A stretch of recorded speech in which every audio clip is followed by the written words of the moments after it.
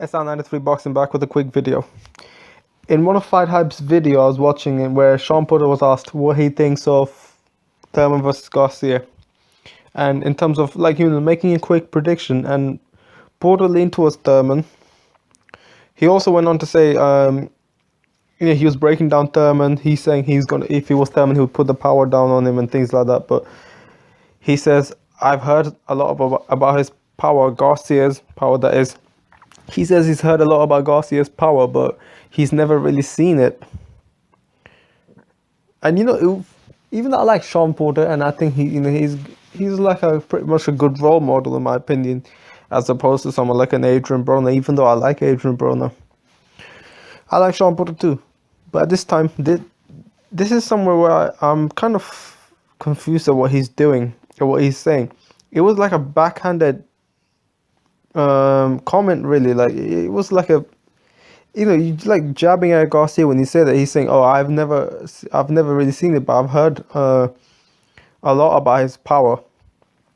But the crazy thing is, you haven't seen his power.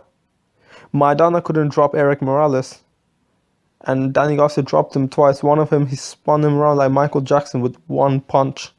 He dropped Amir Khan with one punch, something Maidana couldn't do, and Maidana was a puncher.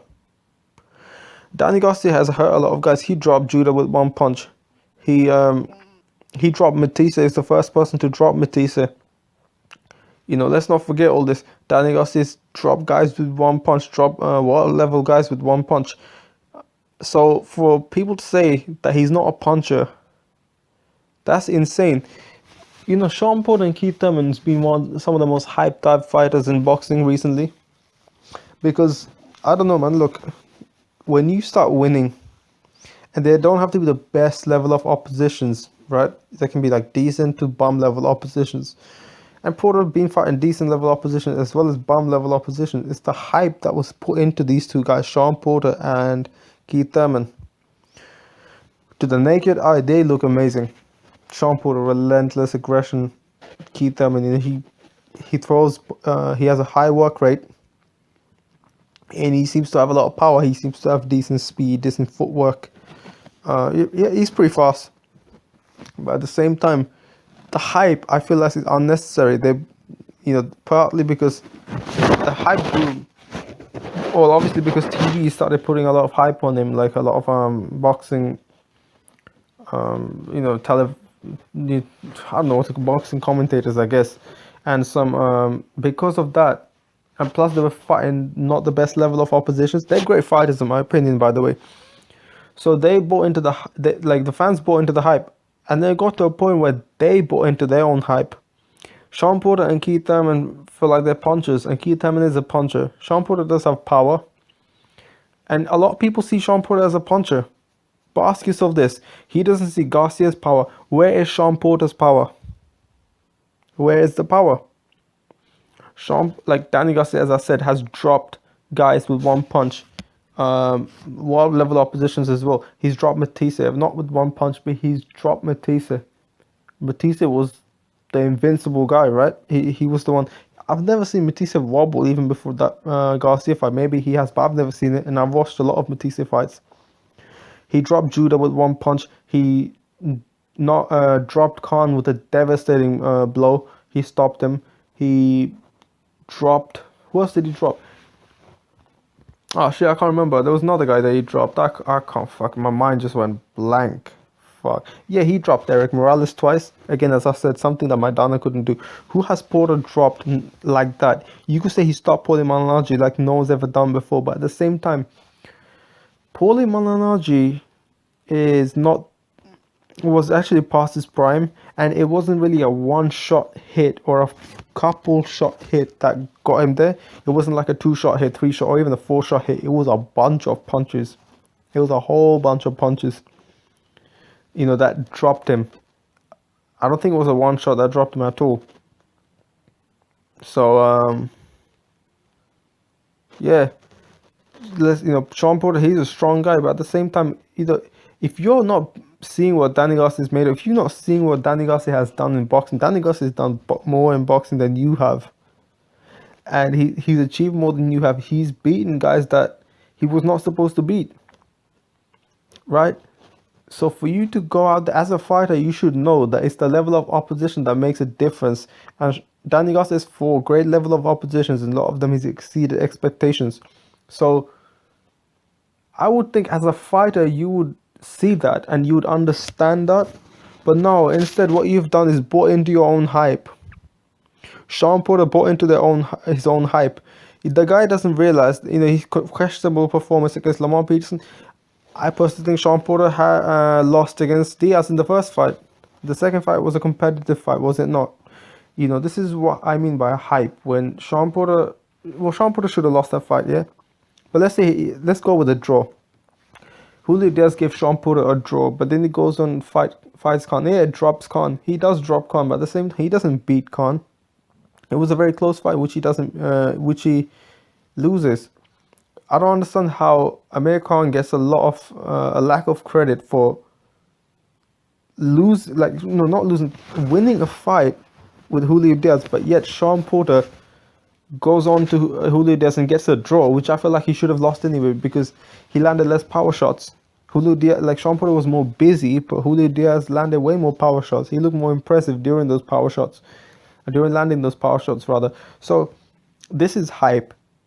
It's like if a person, if a Muslim person tries to bomb someone, and a Donald Trump supporter tries to bomb someone, and it has happened. They attempted to bomb a Muslim family. Donald Trump supporter did. I'm not saying all Donald Trump supporters are like that, but hey, the perception of people will be completely different based on who's Muslim and who's a non-Muslim white individual.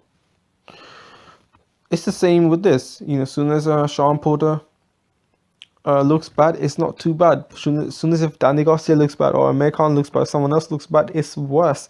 Even though it's against the same guy. Remember, I gave you the example, Julio Diaz with Amir Khan and Julio Diaz with Shawn Porter. Even though Khan did better, yeah, he got dropped, but he got dropped only in one round. Other than that, he won a lot of rounds convincingly. Shawn Porter a lot of times did not win the rounds convincingly. It was really a draw. It was very close rounds. He landed less power shots. And if you look at Garcia, yeah, Peterson and everything, but Shawn Porter, again, close performances. He had a close performance against Keith Thurman. And Keith Thurman is not that much proven.